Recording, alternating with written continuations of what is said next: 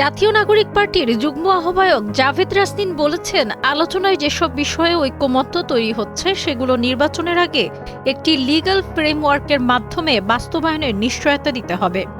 অন্যথায় জুলাই সনদ গ্রহণ করবে না এনসিপি। মঙ্গলবার ফরেন সার্ভিস একাডেমিতে জাতীয় ঐকমত্য কমিশনের দ্বিতীয় ধাপের ২১ দিনের সংলাপের বিরতিতে কথা বলেন তিনি। জাভেদ রাসনিন বলেন, আমরা স্পষ্টভাবে বলছি, যেসব বিষয়ে ঐকমত্য হয়েছে তা নির্বাচনের আগে আইনগত ভিত্তি পেতে হবে। এর ভিত্তিতেই পরবর্তী সংসদ নির্বাচন হতে হবে।